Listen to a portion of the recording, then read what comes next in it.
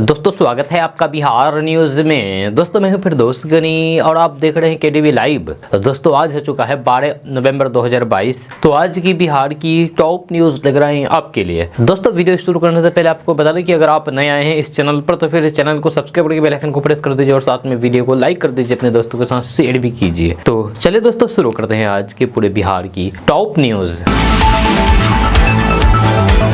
दोस्तों आज बिहार न्यूज़ में सबसे पहले बात करेंगे कि अगर आप गांव में रहते हैं और घर बनाने की योजना बना रहे हैं तो फिर यह खबर आपके लिए है। जब शहरों की तरह अब ग्रामीण इलाकों में भी मकान बनाने से पहले नक्शा पास करना होगा। इसके लिए बिहार की नीतीश सरकार कानून बदलने पर विचार कर रही है। इसके तहत एक खास सीमा से अधिक ऊंचे भवनों के लिए नक्शा पास कराना अनिवार्य किया जाएगा। हालांकि तय सीमा से कम ऊंचे भवनों के लिए ये जरूरी नहीं होगा।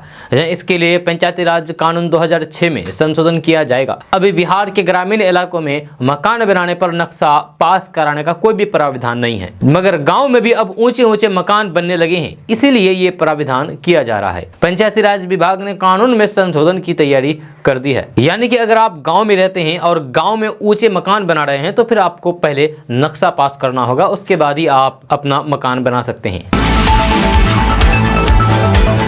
दोस्तों बात करेंगे कि बिहार में पराली जलाने पर प्राथमिकी दर्ज की जाएगी। जी हाँ, यानी कि अगर आप बिहार के रहने वाले हैं और अपने खेत में पराली जलाते हैं, यानी कि पुआल जो डंट होता है वो अगर जलाते हैं तो फिर आप पर कार्रवाई की जाएगी, आपको जेल जाना पड़ेगा। तो आप होशियार हो जाइए। तो मामला क्या है, दरअसल बात करते हैं कि बिहार के मुख्य सचिव आमिर सुबहानी ने सभी डीएम के साथ बैठक करके पराली जलाने वालों के खिलाफ सख्ती से कार्रवाई करने का निर्देश दिया है। जब मुख्य सचिव ने पराली जलाने से रोकने के लिए सख्ती और फिर जागरूकता अभियान के साथ अन्य आवश्यक कदम उठाने का निर्देश दिया है। आपको बता दूं कि कटिहार, मोतिहारी, सिवान, बेतिया, सहरसा, पटना, नालंदा सहित कई शहरों का एयर क्वालिटी इंडेक्स खतरनाक स्तर को पार कर गया है। आपको बता दूं कि पत्रकारों द्वारा बिहार में बढ़ते प्रदूषण पर पूछे गए सवाल पर मुख्यमंत्री नीतीश कुमार ने वायु प्रदूषण पर रिपोर्ट लेने की बात कही थी। सीएम नीतीश कुमार के निर्देश के बाद से ही बिहार के वरिष्ठ अधिकारी हरकत में आए हैं और लगातार अलग अलग स्तर पर बैठक करके प्रदूषण नियंत्रण के लिए निर्देश दे रहे हैं। मुख्यमंत्री नीतीश कुमार के निर्देश पर अंतर विभागीय समूह की बैठक में विकास आयुक्त भी पराली जलाने वालों पर प्राथमिकी दर्ज करने के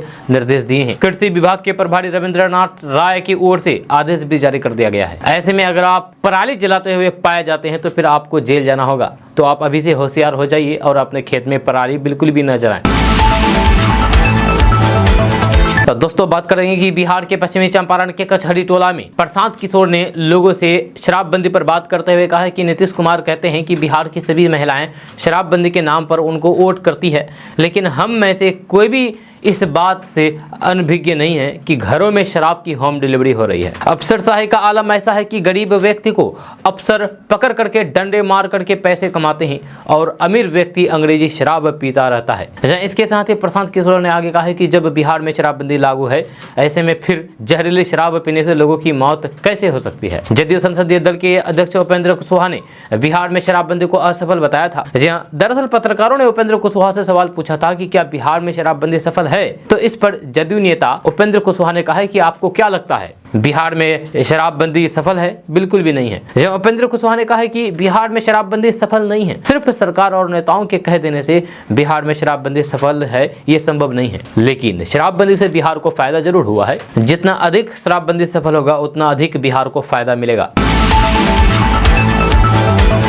तो दोस्तों बात करेंगे कि बिहार के सरकारी विद्यालयों में खेलकूद को अनिवार्य हिस्सा बनाने के लिए नई नीति बनाई गई है। जब बच्चों के सर्वांगीण विकास के लिए ये जरूरी भी है। तो सरकार की ये अच्छी पहल है, लेकिन इसे लागू करने से पहले इसमें विशेषज्ञों की राय भी लेनी चाहिए। सबसे अहम यह है कि इसे सही तरीके से लागू करने के लिए जिम्मेदारी तय की जानी चाहिए। यह कोई भी नीति तभी सफल हो सकती है जब उसे लागू करने वालों की नीयत सही हो। जब बिहार में खेलों के विकास के लिए प्रखंड और पंचायत स्तर पर स्टेडियम बनाए गए थे, लेकिन रखरखाव के अभाव में अधिकतर जगहों पर इनकी स्थिति दयनीय हो गई है। इसीलिए किसी भी आधारभूत ढांचे को विकसित करने से पहले इसकी देखरेख की जिम्मेदारी तय हो। पहले स्कूलों में खेलों के लिए 8वीं घंटी हुआ करती थी या खेल सामग्री की आपूर्ति की जाती थी, लेकिन धीरे धीरे ये सब खत्म हो गया। अब फिर से सरकार इसके लिए तत्पर है, प्रयास कर रहे हैं। जय शिक्षा विभाग ने विद्यालयों में खेल कूद को बढ़ावा देने के लिए एक कार्य योजना बनाई है। इसमें कबड्डी, फुटबॉल, बैडमिंटन और फिर हॉकी समेत अन्य पारंपरिक खेलों को शामिल किया गया है। निश्चित रूप से सरकार की ये सराहनीय पहल है, लेकिन इसके साथ ही राज्य में यानी कि बिहार में खेलों के विकास के लिए भी नई नीति बनाने की जरूरत महसूस की जा रही है। दोस्तों बात करते हैं कि भोजपुरी गायिका और सबसे सफल अभिनेत्रियों में से एक अक्षरा सिंह हमेशा सुर्खियों में रहती है। अक्षरा सिंह कभी अपनी फिल्मों को लेकर के, कभी बोल्ड फोटोशूट को लेकर के चर्चा में बनी रहती है। इस बार एक्ट्रेस अक्षरा सिंह अपने एक पुराने मामले को लेकर के चर्चा में बने हुए हैं। दरअसल एक्ट्रेस अक्षरा सिंह के कंकरबाग में स्थित आवास पर पटना पुलिस ने नोटिस चिपकाया है। लालगंज थाने में 3 मामलों में एफआईआर दर्ज किया गया है, जिसमें पटना पुलिस ने कहा है कि अगर वे सरेंडर नहीं करती है तो फिर उनकी गिरफ्तारी हो जाएगी। दरअसल अक्षरा सिंह पर साल 2021 के अप्रैल महीने में वैशाली जिले के लालगंज थाने में 3 मामलों को लेकर के एफआईआर दर्ज की गई थी, जिसमें आमर्स एक्ट के अलावा महामारी और आपदा अधिनियम के तहत भी मामला दर्ज किया गया था। दरअसल अक्षरा सिंह का पूरा मामला पूर्व विधायक मुन्ना शुक्ला से जुड़ा हुआ है। जब कोरोना महामारी के वक्त पूर्व विधायक मुन्ना शुक्ला के आवास पर दिन में एक पारिवारिक कार्यक्रम के दौरान कोरोना नियमों की जमकर के धज्जियां उड़ाई गई थी और एक कार्यक्रम में खुलेआम हथियार भी लहराए गए थे, जिसके बाद अक्षरा समेत कई लोगों पर मामला दर्ज किया गया था। अब अक्षरा सिंह पर गैर जमानती वारंट जारी कर दिया गया है। तो दोस्तों बात करते हैं कि बिहार के अररिया से सड़क दुर्घटना की एक बड़ी खबर सामने आई है, जहां नेशनल हाईवे पर हुए हादसों में बाइक सवार 2 युवकों की जान चली गई। दुर्घटना बिहार के अररिया सुपौल एनएच पर खजूरी ईट भट्टा के पास हुई है। बताया जाता है कि एक ही बाइक पर सवार 3 युवक जदिया थाना क्षेत्र के मोगला घाट होकर के गोलहा जा रहे थे। इस दौरान हादसे का शिकार बन गए। बताया जा रहा है कि हादसे के बाद सड़क किनारे गड्ढे के पानी में डूबने से दोनों की जान चली गई है, जबकि तीसरा युवक सलामत बच गया। जहां घटना की जानकारी मिलते ही पुलिस मौके पर पहुंची और फिर बाइक को जब्त कर लिया है। दोस्तों बात करते हैं कि बिहार के सरकारी स्कूलों में नवाचार को बढ़ावा देने वाली एक बड़ी पहल शिक्षा विभाग ने शुरू कर दी है। जैसे बच्चों का स्कूल के प्रति जुड़ाव बढ़ेगा। अब बिहार के सरकारी स्कूलों में हफ्ते में केवल 5 दिन ही पढ़ाई होगी। सोमवार से शुक्रवार तक 5 दिन ही बच्चों को किताब कॉपी लेकर के स्कूल आना होगा। शनिवार को बच्चे स्कूल तो आएंगे, लेकिन बिना किताबों वाला बस्ता लिए। जब कल शुक्रवार को पटना में एक समारोह का आयोजन किया गया। इस समारोह में मुख्यमंत्री नीतीश कुमार ने स्कूलों में शनिवार को 9 बैग योजना का शुभारंभ किया। अब स्कूली बच्चे शनिवार को बिना बैग के स्कूल आएंगे, जहां इस दिन बच्चे केवल खेलेंगे। वहीं मुख्यमंत्री नीतीश कुमार ने स्वच्छ विद्यालय पोर्टल का भी शुभारंभ किया है। जहां शिक्षा मंत्री रहे मौलाना अबुल कलाम आजाद की जयंती को शिक्षा दिवस के रूप में मनाया जाता है।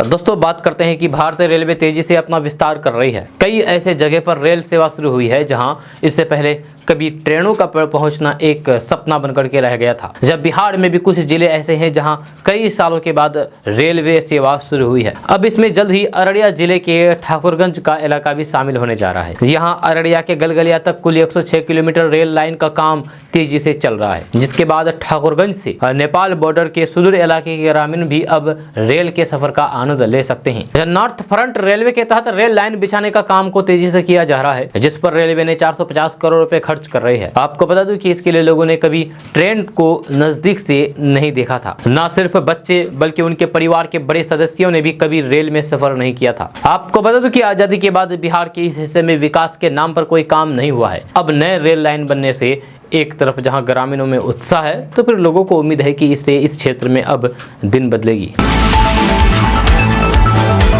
तो दोस्तों बात करते हैं कि बिहार के गोपालगंज में दहेज के लिए हत्या करने का मामला सामने आया है। हत्या के बाद ससुराल पक्ष के सभी लोग फरार हैं। जब सूचना पर मौके पर पहुंची पुलिस ने शव को कब्जे में लेकर के पोस्टमार्टम के लिए सदर अस्पताल भेजा। इस दौरान पुलिस ने मृतक के ससुर को गिरफ्तार कर लिया है। जहां अन्य की गिरफ्तारी के लिए पुलिस छापेमारी कर रही है।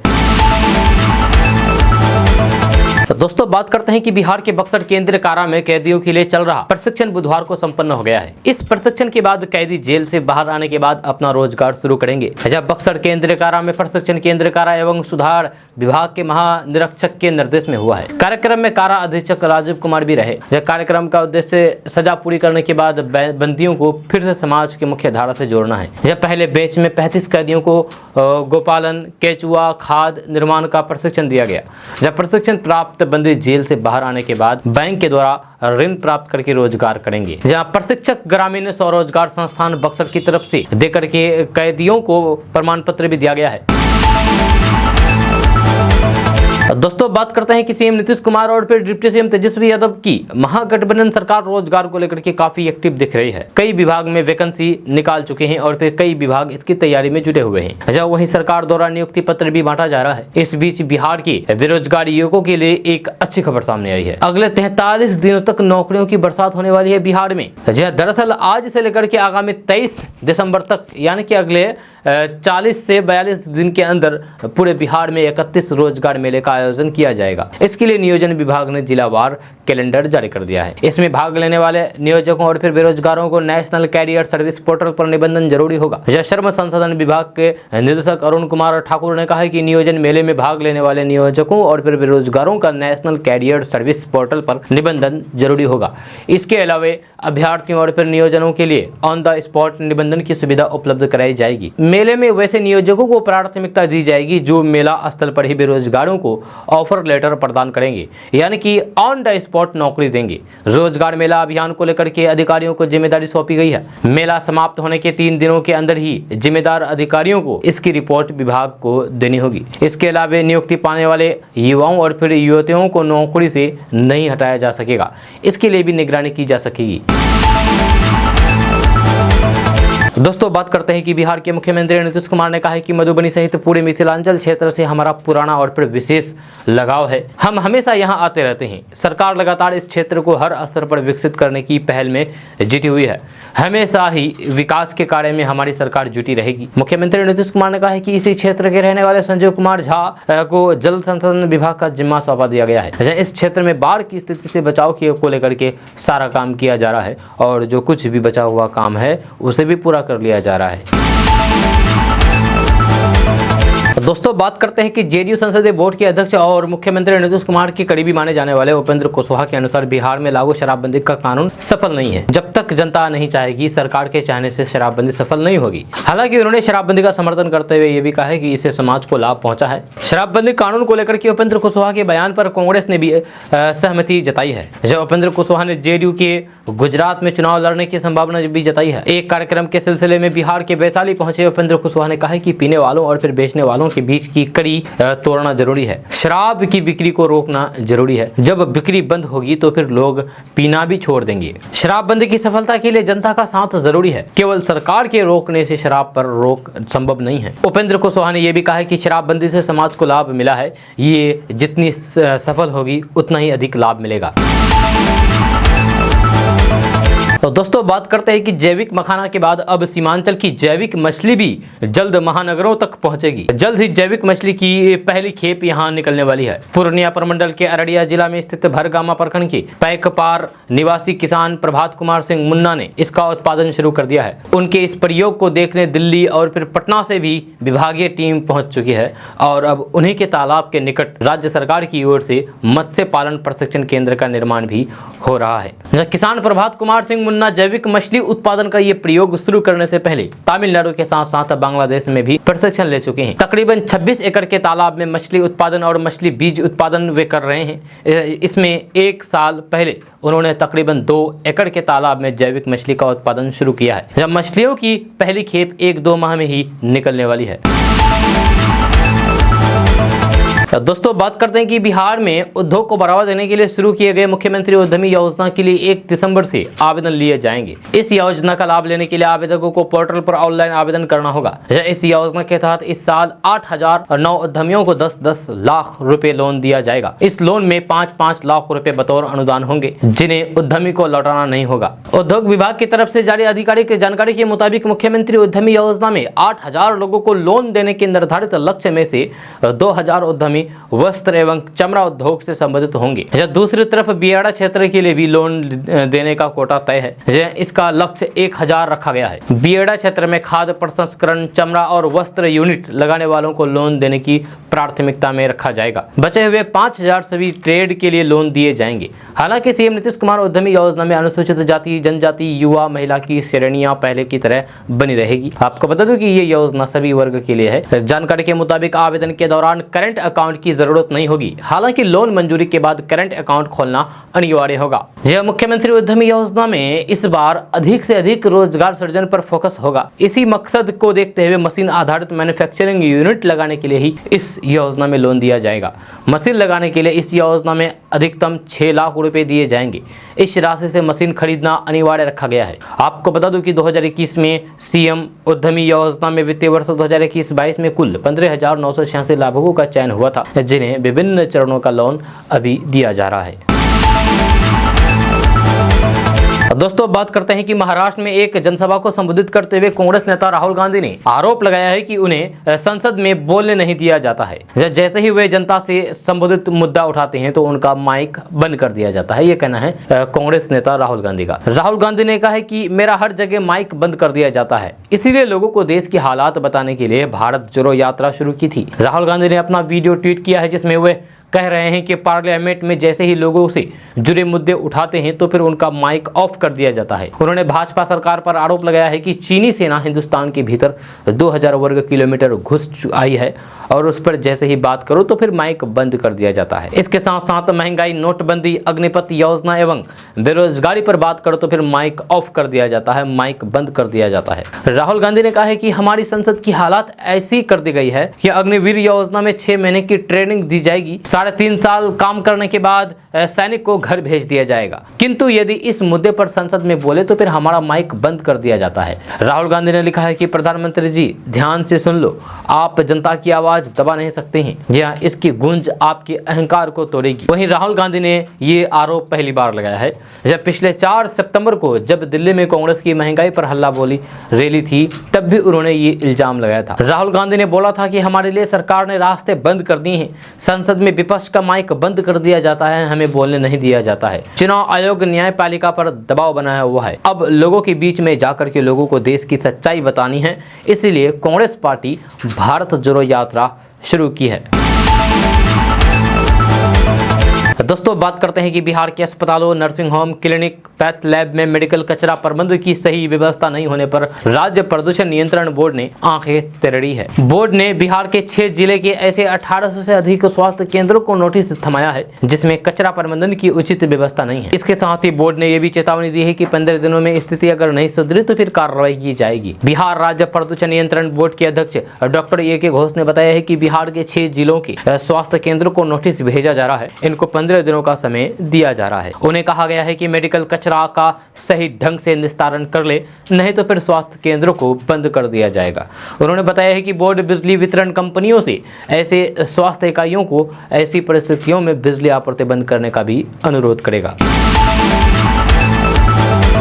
दोस्तों भागलपुर के JLNMCH अस्पताल में डॉक्टरों और नर्स ने एक गंभीर मरीज की जान को ही दांव पर लगा दिया। रात भर मरीज दर्द से छटपटाता रहा, लेकिन खून उपलब्ध होने के बावजूद भी उसे नहीं चलाया गया। जब बाद में अगले दिन गुरुवार की सुबह 9 बजे मरीज को खून चलाया गया, ऐसा तब हुआ जब मरीज को खून की सख्त जरूरत थी। मधेपुरा जिला के उदय किशनपुर निवासी मोनी मंडल को पेट में दर्द हो रहा था। दर्द असहनीय होने के कारण उसे अस्पताल में इमरजेंसी वार्ड में डॉक्टर महेंद्र कुमार की यूनिट में भर्ती कराया गया था। उनका ब्लड ग्रुप B पॉजिटिव था। डॉक्टरों ने शरीर में हीमोग्लोबिन की कमी होने के कारण उसे तुरंत खून चढ़ाने की बात कही। इस पर मरीज के परिवार वालों ने 10 बजे एक यूनिट खून दे दिया। इसके बाद रामप्रीत मंडल रात भर दामाद को खून चढ़ाने के लिए कभी नर्स तो कभी डॉक्टरों के पास गुहार लगाते रहे, गिड़गिड़ाते रहे, पैर पकड़ते रहे, लेकिन किसी ने नहीं सुनी। उन्हें दोनों तरफ से फटकार ही फटकार मिलती रही। अगले दिन सुबह करीब 9 बजे रामप्रीत थक हार करके रोने लगे। तब एक कर्मचारी की नजर उन पर पड़ी।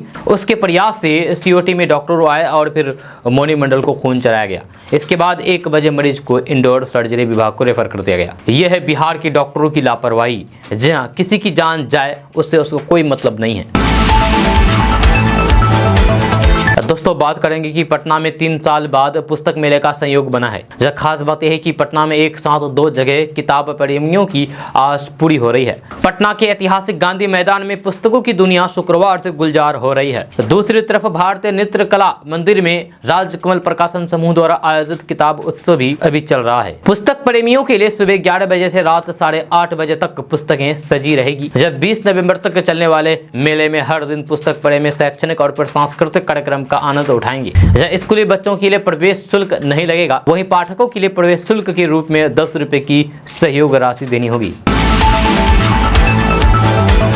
दोस्तों, किशनगंज के विधान पार्षद डॉक्टर दिलीप कुमार जायसवाल ने बुधवार को यहां पप्पू यादव के बयान पर जोरदार पलटवार किया है। यहां दिलीप कुमार जायसवाल ने कहा है कि पप्पू यादव ने पैसों के बल पर हमारे विधान पार्षद बनने की बात कही है। ये सरासर निराधार एवं अफसोसजनक है और उनका ये बयान न केवल किशनगंज जिला बल्कि पूरे सीमांचल के जनप्रतिनिधियों का अपमान है। डॉक्टर संजय जायसवाल ने कहा है कि मेरी प्राथमिकता मानवता की सेवा करना है, मैं किसी पार्टी या फिर दल का गुलाम नहीं हूँ। आपको बता दूं कि पप्पू यादव किशनगंज पहुंचे थे, जहां पर उन्होंने कोचाधामन के डेरामारी में भूख हड़ताल पर बैठे लोगों के बीच जाने के दौरान पत्रकारों से बातचीत के दौरान दिलीप कुमार जायसवाल पर आरोप लगाया कि वे इस मुस्लिम बहुल क्षेत्र में पैसों के बल पर एमएलसी बनते हैं। डॉक्टर दिलीप कुमार जायसवाल ने उनके इस बयान पर कहा है कि पप्पू यादव की ये खूबी है कि वे जिस दल के साथ रहते हैं उनकी भाषा बोलते हैं। जब वे राजग में थे तो फिर वे एनडीए की भाषा बोलते थे। एक प्रश्न के उत्तर में डॉक्टर जायसवाल ने कहा है कि किशनगंज जिला एवं सीमांचल में गंगा जमुनी तहजीब और फिर आपसी भाईचारे की जड़ें हैं और ये जड़ इतनी मजबूत और गहरी है कि कोई भी नेता किसी भी तरह के दिग्भ्रमित बयानबाजों से इसे कमजोर नहीं कर सकता है। दोस्तों, बात करते हैं कि बिहार के पटना, समस्तीपुर, नालंदा, पूर्णिया समेत सभी जिलों के किसानों को सरकार के द्वारा कृषि यंत्र की खरीद पर 75% की सब्सिडी दी जा रही है। इसको लेकर के बिहार कृषि विभाग के द्वारा दिशा निर्देश जारी कर दिया गया है। खबर के अनुसार किसानों को कृषि यंत्रीकरण योजना के तहत खेती में इस्तेमाल होने वाले 90 उपकरणों की खरीद पर 75% तक सब्सिडी का ऑफर दिया गया है। इस ऑफर का लाभ उठा करके बिहार के किसान कृषि यंत्र की खरीद कर सकते हैं। आपको बता दूं कि ट्रैक्टर चलित seed drill, thresher, cultivator, disc, harrow समेत कई तरह के कृषि यंत्र की खरीद करके सरकार के द्वारा सब्सिडी दी जाएगी। इसका लाभ लेने के लिए बिहार के किसान ऑनलाइन के द्वारा आवेदन की प्रक्रिया को पूरा कर सकते हैं और आप कृषि सब्सिडी ले सकते हैं। कृषि यंत्र खरीदने के लिए कृषि सब्सिडी प्राप्त कर सकते हैं। इसमें आवेदन करने के लिए आपको एक वेबसाइट पर जाना होगा और ये वेबसाइट है www.dbtagriculture.bihar.gov.in। इस वेबसाइट पर जाकर के आप ऑनलाइन के द्वारा आवेदन कर सकते हैं। आपको बता दें कि ऑनलाइन आवेदन की प्रक्रिया शुरू हो चुकी है। जब किसान चाहे तो CSC सेंटर पर जाकर भी आवेदन कर सकते हैं। दोस्तों, बात करते हैं कि बिहार के पटना में बाइक, कार चलाने वालों के लिए बड़ी खबर सामने आ रही है। ताजा रिपोर्ट्स के मुताबिक राजधानी पटना में ट्रैफिक सिस्टम को पूरी तरीके से ऑटोमेटिक बनाने की तैयारी की जा रही है। अगर कोई व्यक्ति यहां ट्रैफिक नियम को तोड़ता है तो फिर सीधे घर पर ई-चालान भेजा जाएगा। खबर के अनुसार पटना में ट्रैफिक सिस्टम को पूरी तरीके से ऑटोमेटिक बनाने के लिए 2588 ट्रैफिक लाइट, CCTV कैमरे और अन्य उपकरण लगाए जा रहे हैं। करीब 1/4 काम पूरा हो चुका है। फरवरी 2023 से पटना की ट्रैफिक सिस्टम ऑटोमेटिक हो जाएगा। आपको बता दूं कि पटना में अगर कोई व्यक्ति बिना हेलमेट बाइक, स्कूटर चलाता है, ट्रिपल लोडिंग चलता है या फिर बिना सीट बेल्ट लगाए कार चलाता है, बिना नंबर की गाड़ियां जैसे अन्य ट्रैफिक नियम तोड़ता है तो फिर सीधे उनके घर पर चालान पहुंच जाएगा। दोस्तों, बात करते हैं कि बिहार के मुजफ्फरपुर से बड़ी खबर सामने आ रही है। ताजा रिपोर्ट्स के मुताबिक मुजफ्फरपुर जंक्शन पर प्लेटफॉर्म संख्या 1 के लाइन नंबर 1 और फिर 2 का प्री नन इंटरलॉकिंग कार्य किया जाएगा, जिसके कारण इस रूट से चलने वाली 16 ट्रेनें रद्द रहेगी। खबर के अनुसार रेलवे ने इस ट्रेन को रद्द करने को लेकर के दिशा निर्देश जारी कर दिया है। रेलवे ने 16 पैसेंजर और फिर इंटरसिटी ट्रेन को रद्द कर दिया है। वहीं 18 एक्सप्रेस ट्रेनों के मार्ग बदल दिए गए हैं। आपको बता दूं कि अगर आप इस रूट से यात्रा करने वाले हैं तो फिर आप रेलवे की आधिकारिक वेबसाइट पोर्टल पर जाकर के आप अपने ट्रेनों की शेड्यूल को चेक कर लें, ताकि यात्रा के दौरान आपको किसी भी तरह की परेशानी न करना होना पड़े। दोस्तों, बात करते हैं कि बिहार के ग्रामीण इलाकों में रहने वाले लोगों के लिए अच्छी खबर सामने आ रही है। ताजा रिपोर्ट्स के मुताबिक बिहार के पटना, पूर्णिया समेत सभी जिलों के पंचायतों के लिए 7,702 करोड़ रुपए जारी कर दिए गए हैं। ये पैसा केंद्र और राज्य दोनों ओर से जारी किया गया है। खबर के अनुसार केंद्र सरकार ने 15वें वित्त आयोग के तहत बिहार की पंचायती राज संस्थानों को 3842 करोड़ रुपए जारी किए हैं। वहीं राज्य वित्त आयोग की ओर से बिहार के पंचायती राज संस्थानों को 3680 करोड़ रुपए की राशि मिली है। आपको बता दूं कि राज्य और फिर केंद्र दोनों मिलाकर के कुल 7702 करोड़ रुपए की राशि जारी कर दी है। इस पैसे से बिहार की 8058 ग्राम पंचायतों को 2689 करोड़ रुपए, जबकि 533 पंचायत समितियों को 576 करोड़ रुपए और फिर 38 जिला परिषदों को 576 करोड़ रुपए ट्रांसफर किए गए हैं। इन पैसों से ग्रामीण इलाकों में विकास का कार्य किया जाएगा। हर घर तक पक्की गली और नाली बनाए जाएंगे। साथ ही साथ टूटे सड़कों को मरम्मत किया जाएगा। वहीं गांव के सार्वजनिक कुओं का जीर्णोद्धार होगा और हर गली में स्ट्रीट लाइट लगाए जाएंगे। साथ ही साथ अन्य कई तरह के कार्य भी किए जाएंगे। दोस्तों बात करते हैं कि बिहार में रहने वाले लोगों के लिए अच्छी खबर सामने आ रही है। ताजा रिपोर्ट्स के मुताबिक बिहार में 189 किलोमीटर लंबे आमस दरभंगा एक्सप्रेस वे का निर्माण शुरू होने जा रहा है। यह एक्सप्रेस वे पटना, समस्तीपुर, दरभंगा, औरंगाबाद समेत 7 जिलों से गुजरेगा। खबर के अनुसार केंद्र सड़क परिवहन और फिर राजमार्ग मंत्री नितिन गडकरी 14 नवंबर को इस एक्सप्रेस वे परियोजना की आधारशिला रखेंगे। इसके बाद इस सड़क का निर्माण कार्य शुरू कर दिया जाएगा। इसको लेकर के सभी प्रकार की तैयारी कर ली गई है। आपको बता दूं कि इस एक्सप्रेस वे का निर्माण 4 पैकेज में किया जाएगा। करीब 6000 करोड़ रुपए की लागत से बनने वाले इस सड़क के निर्माण के लिए भारतीय राष्ट्रीय राजमार्ग प्राधिकरण यानी कि NHAI ने 3 निर्माण कंपनियों को निविदा आवंटित की है। इस एक्सप्रेस वे के निर्माण को लेकर के जमीन अधिग्रहण की प्रक्रिया लगभग पूरी हो चुकी है। यह एक्सप्रेस वे औरंगाबाद जिले की आमस से शुरू होकर के दरभंगा के नवादा गाँव में NH27 तक जाएगा। इस दौरान ये सड़क अरवल, जहानाबाद, पटना, वैशाली और समस्तीपुर सहित 7 जिलों से गुजरेगी। दोस्तों बात करते हैं कि पिछले 30 साल से मौसमी आंकड़ों के अनुसार बिहार में 5 से 6 महीनों में उच्चतम तापमान में कमी और फिर न्यूनतम तापमान में बढ़ोतरी हो रही है। इससे साफ जाहिर है कि ऐसे महीनों में सर्दी और गर्मी दोनों अधिकतम महसूस होंगे। जब मौसम विभाग के मुताबिक साल 2021 में जनवरी, मई, जून, अक्टूबर, नवंबर और दिसंबर में औसत उच्चतम तापमान सामान्य से कम रहा था। मई में औसत उच्चतम तापमान 3.3 डिग्री सेल्सियस कम था। ये 1901 के बाद चौथा सबसे ठंडा महीना था। बचे हुए महीने का उच्चतम तापमान सामान्य या फिर अधिक रहा। दूसरी तरफ अप्रैल, मई और जून को छोड़कर के अन्य महीनों का राज्य का औसत न्यूनतम तापमान अधिक रहा।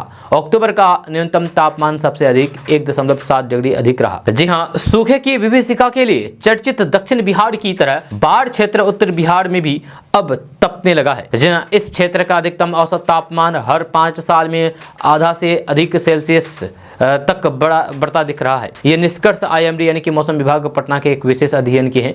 ये अध्ययन 2018 और 2022 के जून की अधिकतम औसत तापमान पर आधारित है। जब बिहार में सबसे कम तापमान वाला क्षेत्र सुपौल, अररिया और किशनगंज तक सीमित हो गया है। इन जिलों का जून माह का औसत तापमान 32 डिग्री सेल्सियस से कम है। पहले इस तरह के क्षेत्र में 7 से 8 जिलों तक शामिल थे। दक्षिण पश्चिम बिहार का औसत उच्चतम तापमान 40 डिग्री सेल्सियस से अधिक ही रहा है।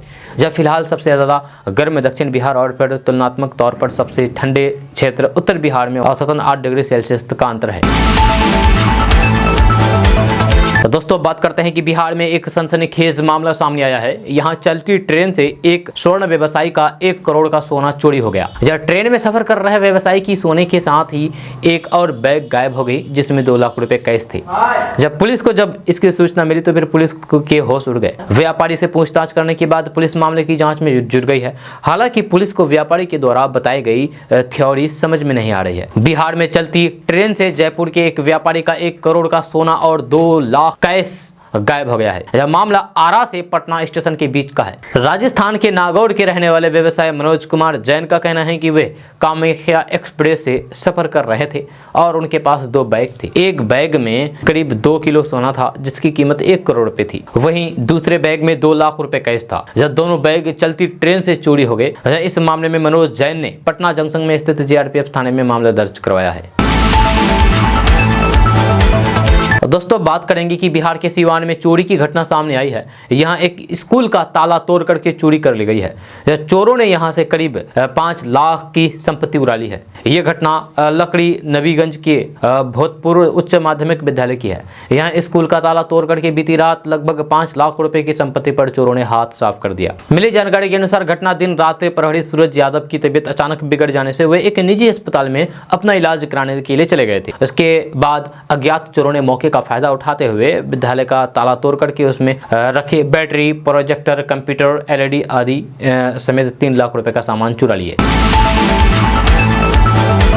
दोस्तों बात करते हैं कि बिहार के कुरनी विधानसभा उपचुनाव को लेकर के बिहार की सियासत में गर्मा गई है। जब उपचुनाव में कौन सी पार्टी किस चेहरे के ऊपर दांव लगाएगी, ये तस्वीर अब तक साफ नहीं हो पाई है और हर राजनीतिक दल सामने वालों के उम्मीदवारों का चेहरा देख करके अपने कैंडिडेट का फैसला करने के इंतजार में बैठा है। लेकिन इस बीच वीआईपी नेता मुकेश सहनी ने ऐलान कर दिया है कि वे कुरनी उपचुनाव में अपने उम्मीदवार के चेहरे से सबको चौंका देंगे। मुकेश सहनी पहले से ही ऐलान कर चुके हैं कि कुरनी विधानसभा उपचुनाव में उनकी पार्टी का उम्मीदवार मैदान में होगा। मोकामा और फिर गोपालगंज की तरह इस बार वे महागठबंधन का समर्थन नहीं करने जा रहे हैं। कुरनी विधानसभा उपचुनाव समेत बिहार की राजनीति को लेकर के मुकेश सहनी से केडीबी लाइव ने बातचीत की। पूर्व मंत्री मुकेश सहनी ने कहा है कि वे निषाद समाज की बात करते हैं और कुरनी में अगर भारतीय जनता पार्टी निषाद समाज से किसी चेहरे को उम्मीदवार बनाती है तो फिर वे उसका बिना शर्त समर्थन करेगी। बीजेपी से नाराज रहने वाले मुकेश सहनी ने यहाँ तक कह डाला है कि अगर मुजफ्फरपुर के सांसद अजय निषाद की पत्नी को टिकट मिल जाए तो भी वे उनका समर्थन कर देंगे। हालांकि बीजेपी के साथ संबंधों को लेकर के मुकेश सहनी ने अभी भी अपनी नाराजगी नहीं छोड़ी है। मुकेश सहनी का कहना है कि बीजेपी ने उनके साथ धोखा किया है। इतना ही नहीं, साल 2020 के विधानसभा चुनाव की चर्चा करते हुए मुकेश सहनी ने यह बात नहीं बोले हैं कि वे कैसे बीजेपी अपना वोट वीआईपी उम्मीदवारों के साथ ट्रांसफर नहीं करवा पाई। 11 में से जिन 4 सीटों पर वीआईपी ने जीत दर्ज की थी यह उनकी पार्टी का अपना वोट बैंक था, जबकि बीजेपी इन सीटों पर पहले हार चुकी थी। दोस्तों बात करेंगे कि बिहार में अपने राजनीतिक यात्रा जनसुराज पर निकले चुनावी रणनीतिकार प्रशांत किशोर ने बिहार के नेताओं पर फिर से हमला बोला है। प्रशांत किशोर ने कहा है कि 2015 में मैं यहां पर आया था, मैंने नीतीश कुमार, लालू यादव और कांग्रेस का महागठबंधन कराया। आपके आशीर्वाद से जीतने के बाद 7 निश्चय की योजना बनाई गई, जहाँ 7 निश्चय का पहला निश्चय था कि बिहार में युवाओं को प्रति महीने 1000 रुपए देना, पर आज किसी को रुपए नहीं मिल रहा है। वैसे ही शिक्षा और रोजगार, हर घर नल जल का भी हाल हुआ है। प्रशांत किशोर ने हर घर नल जल की योजना का पोल खोलते हुए कहा है कि इस योजना पर लाखों करोड़ों रुपए का बंटर बांट हुआ है। उन्होंने कहा है कि सरकार तो वादा करेगी, नेता आता है, बड़ी बात करता है और आप इस जाल में फंस जाते हैं और नेताजी ठग करके निकल जाते हैं। दोस्तों बात करेंगे कि बिहार सरकार आर्थिक रूप से कमजोर कलाकारों को वित्तीय सहायता देगी। जब कला संस्कृति एवं युवा विभाग ने इसके लिए कलाकार कल्याण कोष के तहत ऑनलाइन आवेदन मांगे हैं। जब बिहार के कलाकार महत्वपूर्ण संस्थानों में डिग्री और फिर शोध कार्य से लेकर के देश विदेश के महत्वपूर्ण आयोजनों में शिरकत करने के लिए भी वित्तीय सहायता ले सकते हैं। विभाग के अनुसार वैसे कलाकार ही अनुदान के पात्र होंगे जिनकी आय 30,000 रुपए मासिक से ज्यादा न हो। योजना के तहत अनुदान या फिर वित्तीय सहायता एक मुश्त प्रदान की जाएगी। जहाँ ऐसे उदयमान कलाकार जो अभावग्रस्त परिस्थिति में हैं और जिनकी मासिक आय 7,500 रुपए से कम है, उन्हें चिकित्सीय के अतिरिक्त वाद्य यंत्र और फिर कला सामग्री आदि की खरीद के लिए भी वित्तीय सहायता दी जाएगी। इसके लिए क्रय समिति की अनुशंसा अनिवार्य होगी। योजना के तहत गंभीर रोग से ग्रसित कलाकारों, अंतर्राष्ट्रीय राष्ट्रीय महत्व के कार्यक्रम में प्रस्तुति देने और फिर राष्ट्रीय स्तर के नाट्य या फिर कला केंद्र में नामांकन या फिर शोध के लिए भी कलाकारों को एक मुश्त सहायता राशि दी जाएगी। इसके अलावा राष्ट्रीय अंतर्राष्ट्रीय स्तर की कला प्रदर्शनी में आमंत्रण पर तैयारी और फिर मार्ग व्यय के लिए आर्थिक सहायता दी जाएगी। इसके लिए संबंधित प्रमाण पत्र आवेदनों के साथ देना होगा। राज्य सरकार ने चालू शैक्षणिक सत्र में सभी सरकारी समेत अनुदानित विद्यालयों एवं मदरसों के छात्र छात्राओं को पोशाक और छात्रवृत्ति भुगतान के लिए 210 करोड़ 42 लाख रुपए जारी किया है। दोस्तों बात करते हैं कि हर माँ बाप का सपना होता है कि उनकी औलाद पढ़ लिख करके अच्छा इंसान बने, नाम रोशन करे और सहारा बने। यही सपना बिहार के हाजीपुर की फुल कुमारी ने देखा था, लेकिन उनके साथ जो हुआ उन्होंने कभी कल्पना भी नहीं की होगी। जिस बेटे को पढ़ा लिखा करके अफसर बनाया वह उनको असहनीय यातनाएं देता था। दरअसल पुलिस ने सीतामढ़ी में जल संसाधन विभाग में एसडीओ के पद पर तैनात मनोज कुमार को गिरफ्तार किया है। मनोज पर उसकी मां ने मारपीट करने का आरोप लगाया है। उनका कहना है कि उनके अफसर बेटे ने जीना मुश्किल कर दिया है, संपत्ति के लालच में आए दिन मारपीट करता है। इसी मामले में मनोज कुमार की गिरफ्तारी का वारंट जारी हुआ था। इसके बाद वह फरार था, जिसे पुलिस ने गिरफ्तार करके जेल भेज दिया है। जब पीड़िता फुल कुमारी देवी का कहना है कि उसको पढ़ा लिखा करके उसे अफसर बनाया, लेकिन वे मेरे साथ बहुत ही बुरा व्यवहार करता है, कुछ भी कहने पर गाली देता और फिर मारपीट करता है। पत्नी के कहने पर संपत्ति के लिए हैवानों की तरह बर्ताव करता है, मुझे मारा पीटा जाता है। उसने इतनी बेरहमी से पीटा है कि अब मैं चल भी नहीं पा रहा हूँ। दोस्तों बात करते हैं कि बिहार में साइबर अपराधियों का मनोबल लगातार बढ़ता जा रहा है। जब पिछले दिनों बिहार के मुख्य सचिव आमिर सुबहानी साइबर ठगी के शिकार हुए थे, अब बिहार के सासाराम जिले से एक हैरान कर देने वाला मामला सामने आया है। यहाँ साइबर ठगों ने महिला जज को अपना निशाना बना लिया और उनसे 1,53,000 रुपए से ज्यादा की ठगी कर ली। हैकरों ने SBI बैंक अकाउंट में सेंध लगाई और फिर 1,53,000 रुपए उड़ा लिए। मामला सामने आने के बाद हर कोई हैरत में है। ठगी के बाद सासाराम नगर थाना में कल गुरुवार को प्राथमिकी दर्ज कराई गई है। जिला व्यवहार न्यायालय की प्रथम श्रेणी न्यायिक दंडाधिकारी हिमशिखा मिश्रा के साथ ये ठगी हुई है। सूचना मिलने के बाद प्रशासन और पुलिस महकमे में हरकत मच गया है। रोहतास पुलिस के साइबर सेल ने मामले की जांच शुरू कर दी है। आपको बता दूं कि पिछले दिनों बिहार के मुख्य सचिव आमिर सुबहानी के साथ 90,000 रुपए की ठगी का मामला सामने आया था। इसके बाद आमिर सुबहानी ने तुरंत आर्थिक अपराध कोषांग के ADG नैयर हसनैन को सूचना दी थी। बाद में अपराधी पकड़ा गया और फिर उसने ठगे हुए पैसे भी वापस किए। इस बार सासाराम की एक महिला जज से ठगी का मामला सामने आया है। अब आप बताइए कि जब इतने बड़े बड़े अधिकारी, इतने बड़े बड़े जज को साइबर अपराधी निशाना बना रहे हैं और साइबर अपराधी इन बड़े बड़े लोगों को नहीं छोड़ रहे हैं, तो फिर आम लोगों के साथ क्या करता होगा, ये सोचने वाली बात है। दोस्तों बात करते हैं कि देश के सर्वोच्च न्यायालय संगठन मानवाधिकार आयोग की ओर से मानवाधिकार रक्षकों और फिर गैर सरकारी संगठनों पर राष्ट्रीय मानवाधिकार आयोग के सलाहकार की कोर ग्रुप के सदस्यों की सूची जारी की गई है। उसमें वंचित समाज से आने वाली परचम संगठन की सचिव नसीमा खातून को भी नॉमिनेट किया गया है। दरअसल नसीमा बिहार के मुजफ्फरपुर शहर की बदनाम गलियों में एक रेड लाइट एरिया में रह करके पढ़ी लिखी है। उन्होंने बताया है कि अपने वंचित समाज के हक और अधिकार की लड़ाई अब आगे बढ़ रही है। जब समाज के सभी बुजुर्गों के आशीर्वाद और फिर साथियों के प्यार और कामना से बड़ी जवाबदेही राष्ट्रीय स्तर पर मिली है। देश के सर्वोच्च न्यायिक संगठन मानवाधिकार आयोग की ओर से मानवाधिकार रक्षकों और गैर सरकारी संगठनों पर राष्ट्रीय मानवाधिकार आयोग के सलाहकार कोर ग्रुप के सदस्य के रूप में शामिल होने का मौका दिया गया है। उन्होंने बताया है कि आयोग ने देश स्तर पर विभिन्न अलग अलग क्षेत्रों में काम करने वाले लोगों को लेकर के एक कमेटी बनाई है, जिसमें मुझे भी स्थान दिया गया है। अब आपकी आवाज़ देश के सबसे बड़े न्यायिक फोरम पर मजबूती के साथ उठेगी, उसका निदान भी होगा।